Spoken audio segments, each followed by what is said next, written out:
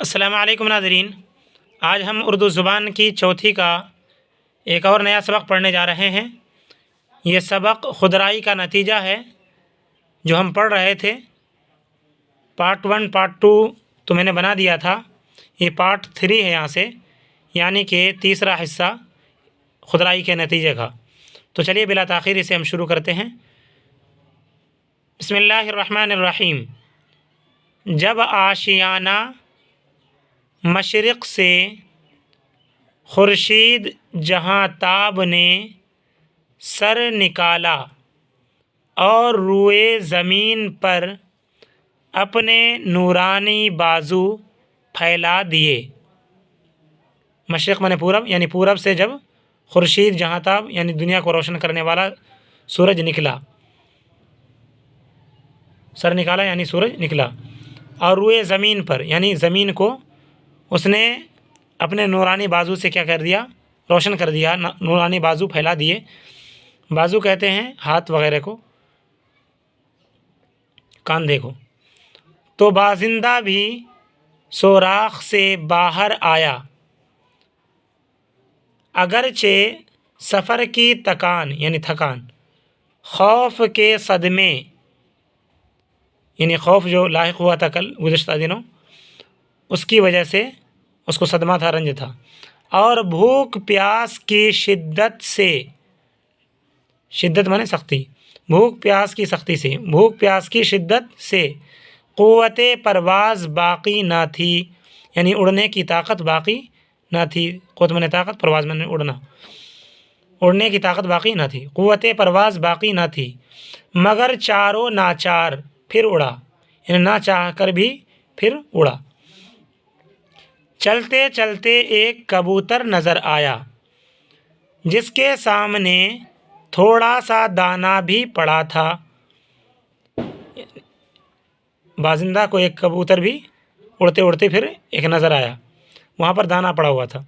یہ بھوک کے مارے بے تاب تھا ہی، اپنے ہم جنس کی صورت دیکھی اور آب و دانہ حاضر، فوراً اتر پڑا۔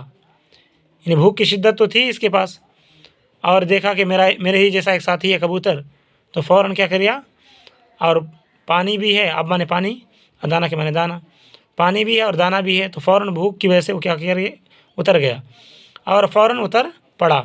بیچارے نے ابھی دانے پر منہ بھی نہ ڈالا تھا کہ جال میں پھنس گیا، یعنی کسی شکاری نے جال لگایا تھا۔ بہت تڑپا، بہت پھڑ پھڑایا، مگر جال سے مخلصی نہ پائی۔ مخلصی مطلب چھٹکارا۔ آخر اس کبوتر کو لعنت و ملامت کرنے لگا، اس کبوتر کو جو پہلے سے پھنسا ہوا تھا اس کو لعن و ملامت کرنے لگا کہ تیری وجہ سے میں اس دام بلا میں، میم کے نیچے زیر پڑھیے گا، کہ تیری وجہ سے میں اس دام بلا میں مبتلا ہوا۔ یعنی دام کے معنی جال، بلا کے معنی مصیبت۔ یہ کبوتر اس سے کہہ رہا، بازندہ کہہ رہا ہے ایک نئے کبوتر سے کہ تیری وجہ سے میں اس بلا کے جال میں پھنس گیا۔ تو نے ہم جنس ہو کر مجھ غریب پردیسی کے ساتھ دغا کی، یعنی دھوکہ دیا۔ تجھ کو لازم تھا کہ یہاں اترنے سے پیشتر ہی، پیشتر میں نے پہلے، یہاں اترنے سے پہلے ہی، یہاں اترنے سے پیشتر ہی مجھ کو اس خطرے سے آگاہ کر دیتا۔ بازندہ کہہ رہا ہے اس نئے کبوتر سے کہ تم کو، جب تم میرے جیسے ہی ایک کبوتر ہو تو مجھے بتا دینا چاہیے تھا کہ یہ جال ہے، تاکہ ہم نہ پھنستے۔ تم نے ہم کو بتایا نہیں، اس لیے تم نے کیا کی، دغا کی، دھوکہ دیا مجھے۔ اس کبوتر نے جواب دیا کہ بھائی، قضا کے سامنے سعی پیش نہیں کی جاتی۔ قضا کے سامنے یعنی قضا، موت کے سامنے کوشش پیش نہیں کی جاتی، بلکہ موت آنی ہوتی ہے تو آ جاتی ہے۔ یہ تمہارا افسوس محض لا حاصل ہے، یعنی اب تم کو اس افسوس سے کچھ حاصل نہیں ہوگا۔ لا حاصل، لا کے معنی نہیں، عربی لفظ ہے، یعنی افسوس نہ کرو، اب افسوس کرنے کا کوئی فائدہ نہیں، اس لیے کہ تیری موت آ گئی ہے، اور موت آتی ہے تو کسی سے پوچھ کے نہیں آتی ہے، اس کا مطلب یہی ہوا۔ بھائی قضا کے سامنے سعی پیش نہیں کی جاتی، یہ تمہارا افسوس محض لا حاصل ہے۔ بازندہ نے کہا خیر جو ہوا سو ہوا، یعنی جو ہو گیا سو ہو گیا، اب میری مخلصی کی سبیل نکالو، سبیل کے معنی راستہ، یعنی اب میرے چھٹکارے کا راستہ نکالو۔ جب تک زندہ رہوں گا تمہارا احسان نہ بھولوں گا۔ کبوتر بولا ارے بے وقوف، اگر ایسا حیلہ مجھ سے بن پڑتا تو میں اپنی ہی رہائی کی فکر نہ کرتا۔ کبوتر کہہ رہا ہے کہ تم جو ہم سے کہہ رہے ہو کہ اب رہائی کی تدبیر نکالو، کسی طریقے سے ہم نکل جائیں گے، تو اس کا کوئی آئیڈیا نہیں ہے میرے پاس۔ اگر میں چھٹکارا پا سکتا تھا تو میں خود ہی چھوٹ جاتا، لیکن میں بھی تو پھنسا ہوا ہوں۔ تیرا حال تو اس اونٹنی کے بچے کا سا ہے، یعنی اس اونٹنی کے بچے کی طرح ہے، کاسا مطلب کی طرح، کاسا ہے جس نے سفر کی ماندگی سے اکتا کر کہا تھا، یعنی سفر کی تھکان سے اکتا کر کہا تھا۔ یہ قصہ سنا رہا ہے دوسرا کبوتر بازندہ سے۔ تیرا حال تو اس اونٹنی کے بچے کا ایسا ہے جس نے سفر کی ماندگی سے، یعنی سفر کی تھکاوٹ سے اکتا کر کہا تھا، کیا کہا تھا؟ ارے میری پیاری ماں، اتنی دیر تو ٹھہر جا کہ ذرا میں دم لے لوں۔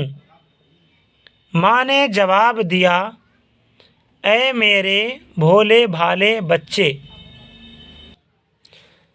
اگر مہار میرے ہاتھ میں ہوتی، مطلب لگام میرے ہاتھ میں ہوتی، نکیل، اگر مہار میرے ہاتھ میں ہوتی تو بھلا میں یوں لدی لدی کیوں پڑی پھرتی۔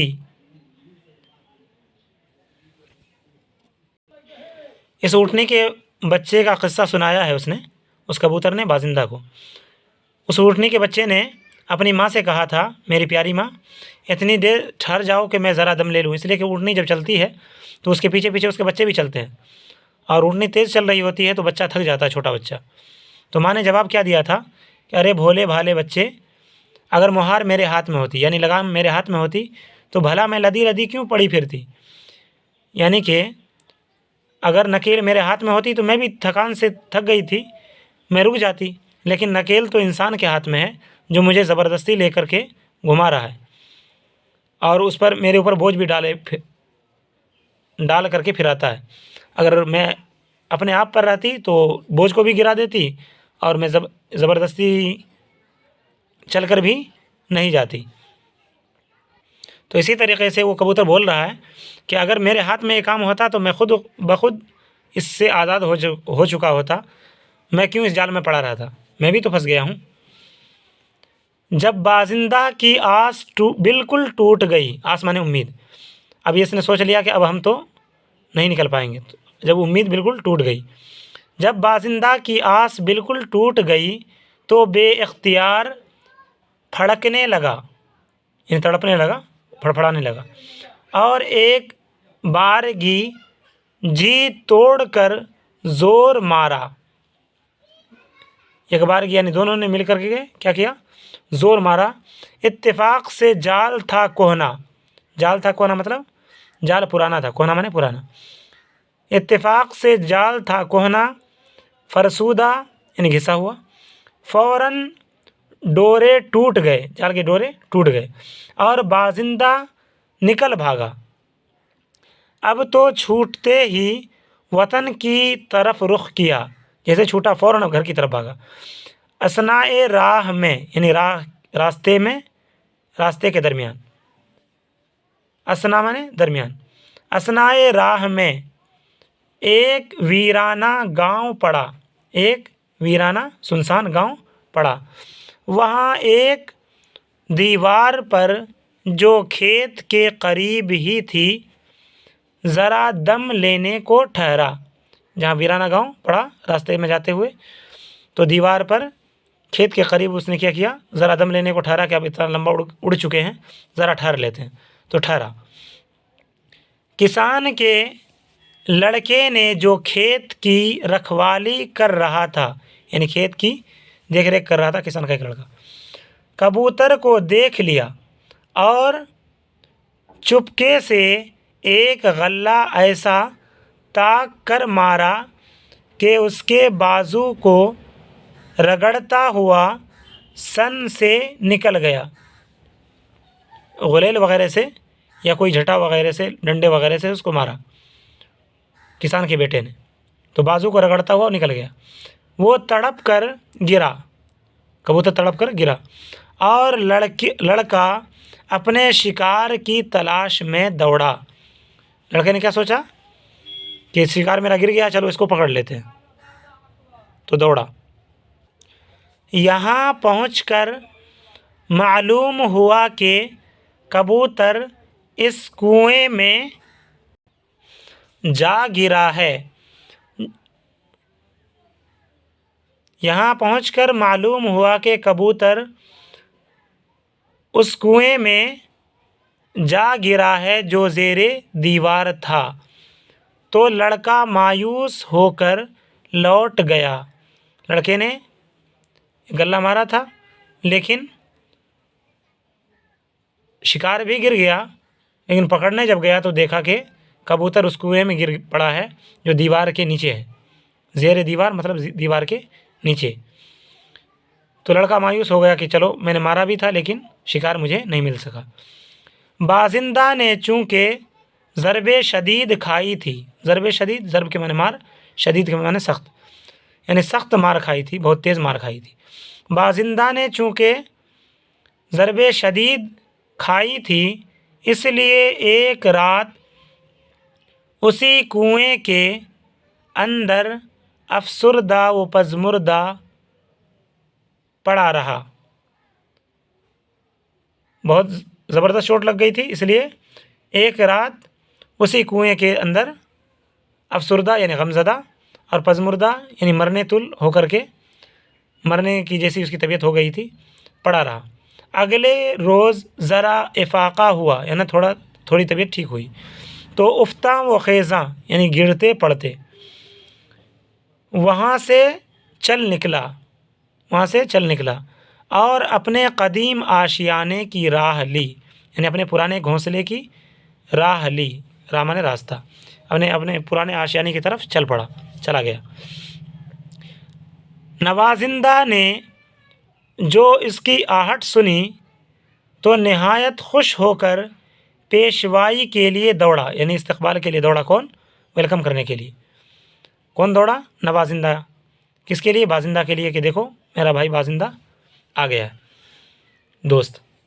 پیشوائی کے لیے دوڑا اور بڑی خاطر و مدارات سے اس کو آشیانے میں لے گیا، یعنی گھونسلے میں لے گیا، بہت عزت کے ساتھ، اکرام کے ساتھ۔ پھر سفر کا حال پوچھا کہ یعنی تم سفر پہ گئے تھے، کیا ہوا بتاؤ۔ بازندہ نے وہ مصیبت کی داستان سنائی، پوری مصیبت کی داستان سنا دی، اور کہا کہ داستان یعنی اسٹوری پوری سناؤ، تو انہوں نے سنا دی، اور کہا کہ میں سنا کرتا تھا کہ سفر سے بڑا تجربہ حاصل ہوتا ہے۔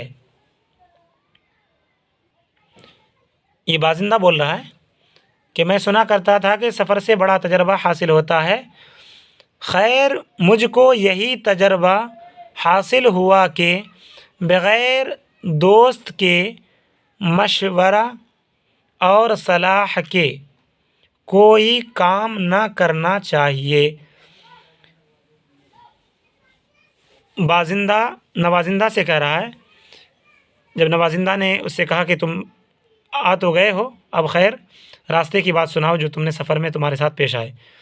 انہوں نے کہا بازندہ نے جو سفر میں نکلا تھا کہ میں یہ سنتا تھا کہ سفر میں جانے سے لوگوں کو تجربہ حاصل ہوتا ہے، اور مجھے یہی تجربہ حاصل ہوا کہ بغیر دوست کے مشورہ کے، بغیر ایڈوائس کے نہیں جانا چاہیے۔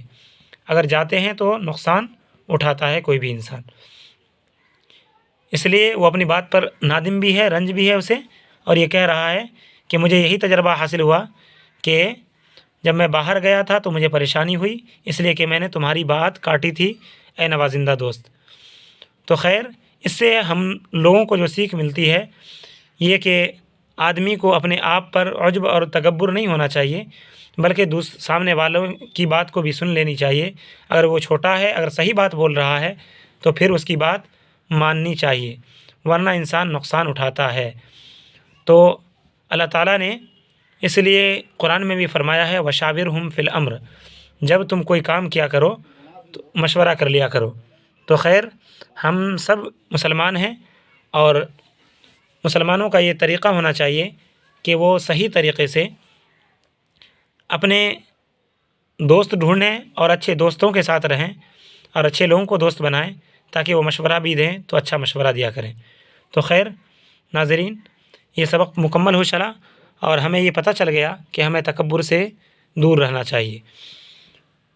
تو خیر، آخر میں ناظرین آپ لوگوں سے گزارش ہے کہ میری ویڈیو کو بہت زیادہ سے زیادہ پھیلا دیا کریں، تاکہ مجھے خوشی ہو اور لوگ زیادہ سے زیادہ دیکھ سکیں، اور جو لوگ ویڈیو دیکھتے ہیں پورا دیکھا کریں، ورنہ کوئی فائدہ آپ کو صحیح طریقے سے نہیں ہو پائے گا۔ اور ایک اور بات ناظرین، میری کتاب کو سمجھنے کے لیے اور جو میں ویڈیو بناتا ہوں سبق ڈھونڈنے کے لیے آسانی اس طریقے سے ہوگی کہ آپ کسی سبق کو ڈھونڈیں تو اس سبق کا نام دیکھ لیں اور اس سبق کا نمبر دیکھ لیا کریں۔ مثال کے طور پر جیسے کہ خدرائی کا نتیجہ جب ہم لوگ پڑھ رہے تھے تو یہ سبق نمبر 2 تھا، تو اس خدرائی کا نتیجہ سبق نمبر 2 کے بعد اس میں پارٹ 1 پارٹ 2 کر کے میں ڈالتا ہوں۔ اس طریقے سے آپ ڈھونڈیں گے تو انشاءاللہ آپ کو آسانی ہوگی اور سبق پورا کا پورا مل جائے گا۔ میں تشریح اس لیے کر دیتا ہوں تاکہ سمجھ کر پڑھیں۔ السلام علیکم ورحمۃ اللہ وبرکاتہ۔